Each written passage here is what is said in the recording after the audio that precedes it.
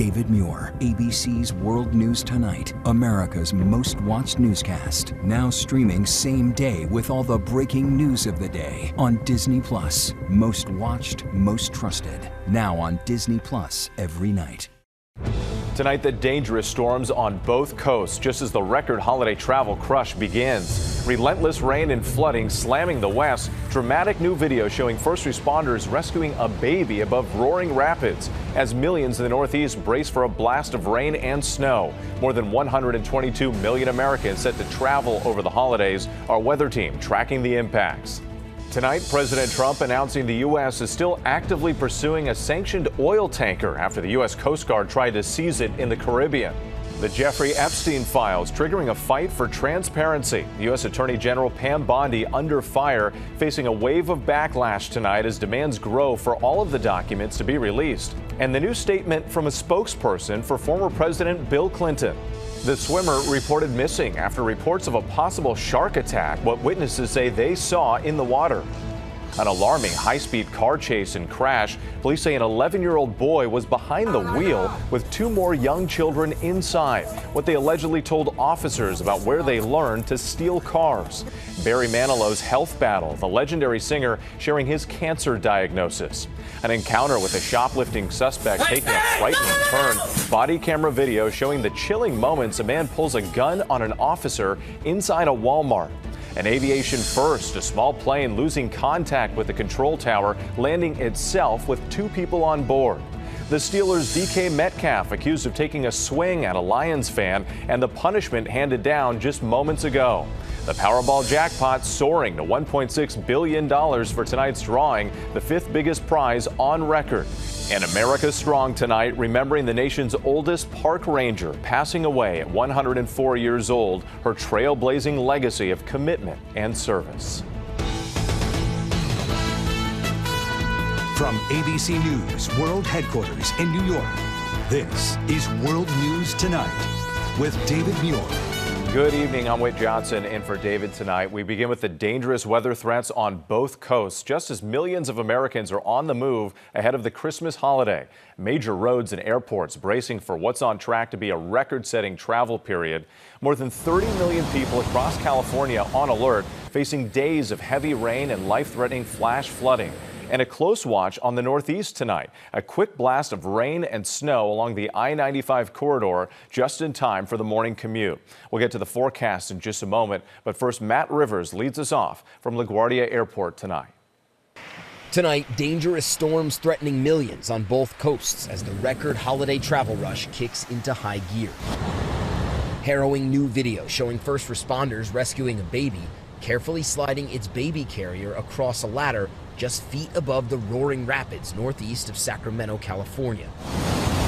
Rounds of heavy rain, flooding, and mountain snow pummeling the west. Authorities in Redding say one person was killed. It's pretty bad. We're a little bit nervous about even trying to go over. This family forced to turn around to avoid flooding in Bella Vista. And tonight, major cities from Detroit to New York and Boston bracing for a blast of rain and snow that could snarl the morning commute and holiday travel. More than 122 million Americans set to travel more than 50 miles from home this holiday season. That's a record. And here at LaGuardia Airport, one American flight set to take off every 10 minutes. Some flyers getting to the airport early, ahead of that incoming storm. We wanted to get here early just to make sure everything was good. Storms causing a temporary ground stop in San Francisco. That after a substation fire knocked out power to 130,000 customers across San Francisco just days before Christmas. Traffic lights out, leading to incredible scenes. Self-driving Waymo taxis blocking intersections, causing major traffic backups. And Whit, back here at LaGuardia Airport with that storm expected to move in overnight, concerns mounting over delays and cancellations tomorrow morning. Whit. All right, Matt Rivers for us. Thank you. Let's get right to meteorologist Dani Beckstrom from our New York station WABC. And Dani, more dangerous weather on the move tonight. Yeah, we are still watching the dangerous flood threat developing in the west, but let's start in the northeast, where a quick burst of rain and snow will create slick travel conditions starting first thing Tuesday morning. Slushy roads from New York City to Boston with several inches of snow for upstate New York and interior New England, moving on by Tuesday night. While in the west, California still dealing with downpours, heavy mountain snow, and then high wind. The focus of the heavy rain in Northern California on Tuesday night before shifting south early Wednesday. A rare high risk for flash flooding issued for parts of Southern California on Christmas Eve, when inches and inches of rain will lead to life-threatening flash flooding, especially near burn scars. The rest of the country looks relatively quiet. Christmas Eve, chilly and quieter here in the northeast. Record challenging warmth in the center of the country. Whit? All right, thank you, Dani Beckstrom. President Trump tonight addressing the latest high-stakes chase off the coast of Venezuela. U.S. officials saying an oil tanker steered out of the Caribbean and into the Atlantic Ocean after the Coast Guard tried to seize it. It comes as the president late today announced a new class of battleship named after him that will make what he calls a golden fleet. ABC's Selina Wang following the president in Palm Beach.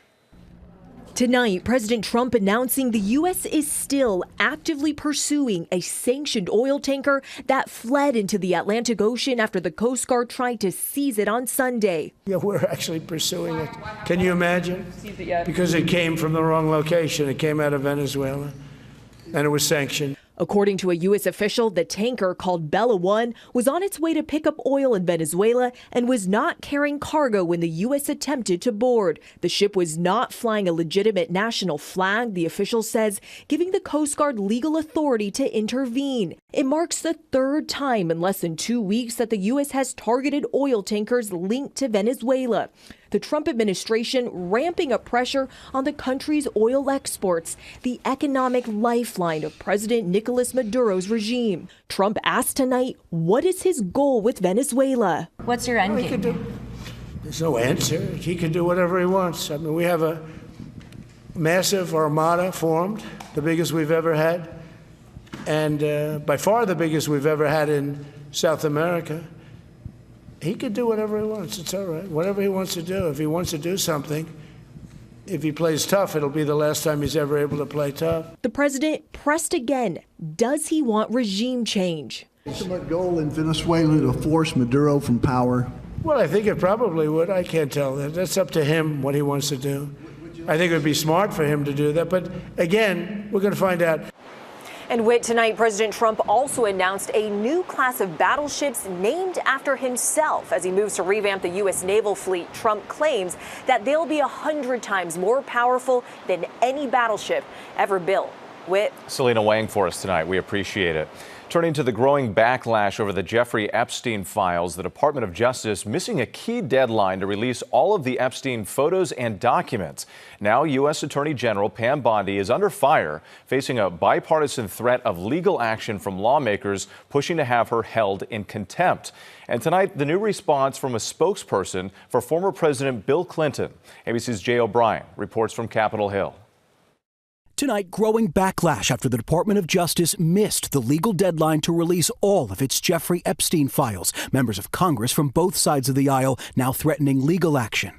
The two congressmen behind the new law forcing the release of the files, pressing for a House vote to hold Attorney General Pam Bondi in contempt. They're flouting the spirit and the letter of the law. It's very troubling, the posture that they've taken. By law, the DOJ had until last Friday to release all of its Epstein-related records. But sources tell ABC News what the department published was just a fraction of its Epstein files, and reams of released records are heavily redacted, entire pages blacked out. In a statement, more than a dozen Epstein survivors, including Dani Beckstrom, writing, "We are told there are hundreds of thousands of pages of documents still unreleased. These are clear-cut violations of an unambiguous law." We have pages and pages of grand jury testimony that are completely black, and then there have been survivor names that have been released. And so it just feels absolutely intentionally careless at this point. Among the thousands of records already released, photos of former President Bill Clinton and Epstein. No Epstein survivor has ever accused Clinton of wrongdoing. And tonight, a Clinton spokesperson challenging the DOJ to immediately release any remaining materials referring to, mentioning, or containing a photograph of Bill Clinton. Refusing to do so will confirm the widespread suspicion the Department of Justice's actions to date are not about transparency, but about insinuation. Tonight, in his first remarks since the files started to be released, President Trump asked about the photos made public so far. A lot of people are very angry that pictures are being released of other people that really had nothing to do with Epstein, but they're in a picture with him because he was at a party, and you ruin the reputation of somebody. So a lot of people are very angry that this continues. And with the DOJ drawing scrutiny tonight for removing more than a dozen previously released photos, including one of President Trump saying it was double checking to make sure the identities of victims were not released. This photo was later restored. The Deputy Attorney General promising that any photo or mention of President Trump in these files will be made public. Whit. All right, Jay O'Brien, thank you for that. Tonight, a swimmer who witnesses say was attacked by a shark is missing off the coast of Monterey, California. The 55-year-old woman last seen Sunday afternoon. Here's ABC's Melissa Adam with the latest on the search efforts. Tonight, a woman still missing off the Central California coast after a possible shark attack, setting off an urgent search. Possible water rescue, 630 Ocean View, the Lover's Point. It looks like it's going to be a shark sighting. The first calls coming in around noon on Sunday, according to Pacific Grove Police. A group was in the area near Monterey for a weekly swim, but one of the swimmers never returned. Something we got was that the subject was about 50 to 100 yards from shore. There was a large splash that was seen by a witness up here on the shoreline, and from that, all the other swimmers came in because they thought maybe it was possibly a shark attack. The U.S. Coast Guard telling ABC News at least one witness reported seeing a shark with a person in its mouth before it went back underwater, but they are still investigating. Police say the missing swimmer is reported to be a 55-year-old blonde woman with blue eyes. Late today, the Coast Guard suspended its search for that swimmer who remains missing. This as several beaches along California's central coast will be closed through tomorrow. Okay, Melissa Don, thanks so much. Now to the wild police chase involving an 11-year-old driver and two other kids who police say learned to steal and drive cars on the internet. The car ended up crashing into a house in Cleveland, and the video tonight of the three young suspects caught and placed in handcuffs. ABC's Stephanie Ramos with new details. Tonight, dramatic new video showing police in hot pursuit of a stolen car in Cleveland with three young children inside. The dangerous chase reaching speeds of more than 70 miles per hour before suddenly the car crashes into a house. Several children seen running away as police arrive. Body camera video shows the moment officers caught the young suspects at gunpoint. On the ground! On the ground! On the ground right now! You're in there? Get over here now! A 12-year-old boy, an 11-year-old boy who police say was driving, as well as his 8-year-old brother. We'll call parents in a second. You guys are doing good. Thank you for complying. Going to jail? We're not going to jail right now. You're going to be detained, okay?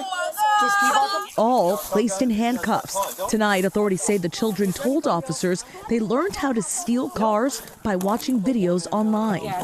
And Whit, the three kids were not injured. They're now facing charges in juvenile court. Whit. Such an alarming case. Stephanie Ramos, thank you.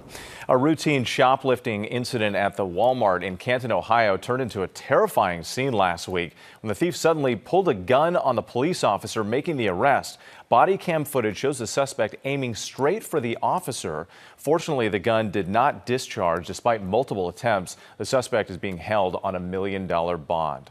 Legendary singer Barry Manilow revealing tonight he's been diagnosed with lung cancer. The 82-year-old sharing the revelation to fans on social media.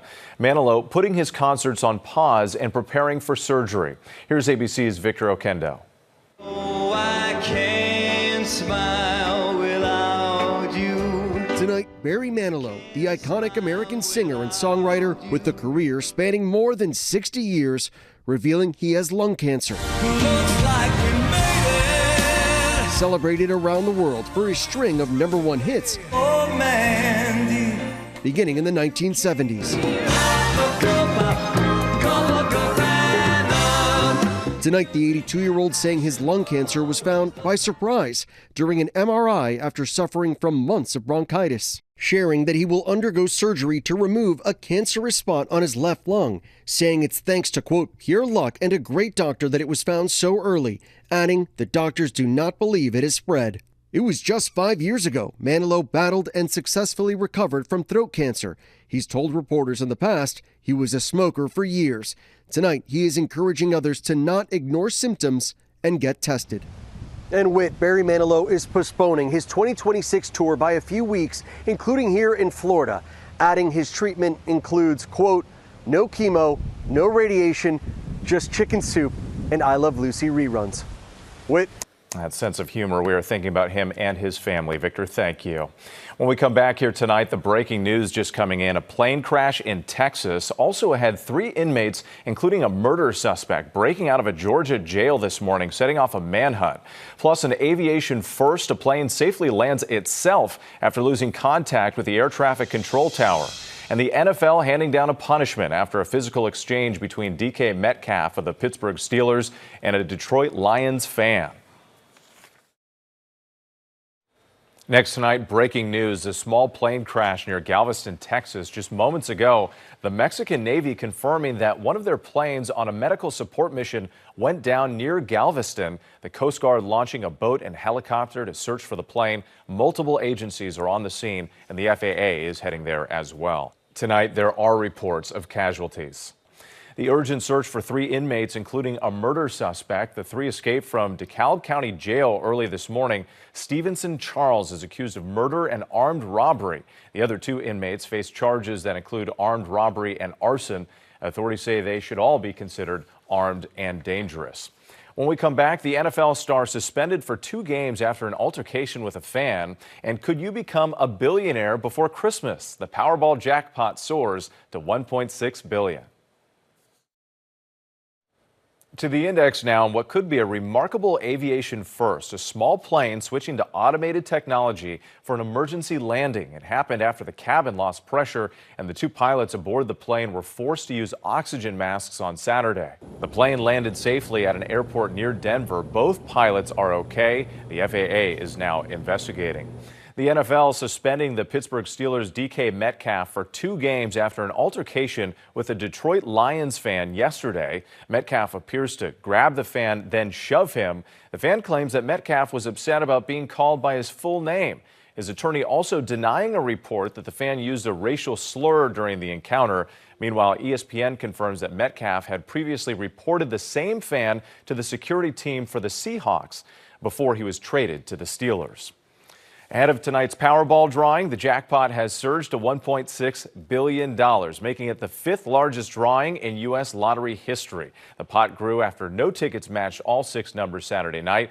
The chances of winning the jackpot are 1 in 292 million. A single jackpot winner would have the choice of taking the lump sum payment, estimated at $735 million. Good luck. When we come back, America Strong, remembering a trailblazer and the nation's oldest park ranger. ABC World News Tonight with David Muir, sponsored by Progressive.